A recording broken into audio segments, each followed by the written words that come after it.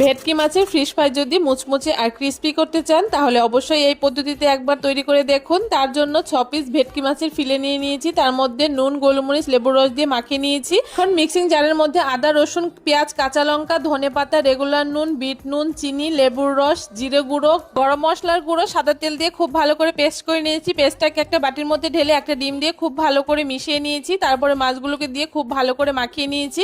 Binding এর জন্য 2 চামচ ময়দা দিয়ে খুব ভালো করে মাখিয়ে ফ্রিজে রেখে দিয়েছি 2 ঘন্টার জন্য। 2 ঘন্টা পরে দুটো ডিম ফাটিয়ে নিয়েছি নুন আর গোলমরিচ দিয়ে। এখন 1 পিস করে মাছ ডিমের মধ্যে ডুবিয়ে বিস্কুটের গুঁড়োর মধ্যে খুব ভালো করে পুট করে নিচ্ছি। একই রকম ভাবে আমি ডবল পুট করে নিয়েছি সবগুলো মাছকে। আর তারপরে উনানে কড়াই বসিয়ে দিয়ে কড়াইতে পরিমাণ মতো তেল দিয়ে তেলটাকে হাই ফ্লেমে খুব ভালো করে গরম করে নেওয়ার পরে ফিশ ফ্রাইগুলোকে দিয়ে দিয়েছি। আর ফিশ ফ্রাইগুলোকে দেওয়ার পরে উনানের আঁচটাকে একদম মিডিয়ামে করে দিয়ে একটু সময় নিয়ে ফিশ ফ্রাইগুলোকে ভেজে নিতে হবে। ফিশ ফ্রাইগুলোকে ভেজে নিয়েছি আর খাওয়ার পরে বুঝলাম এত সুন্দর ফিশ ফ্রাই বাড়িতেই তৈরি করতে পারলে রেস্টুরেন্টে যাওয়ার প্রয়োজন নেই।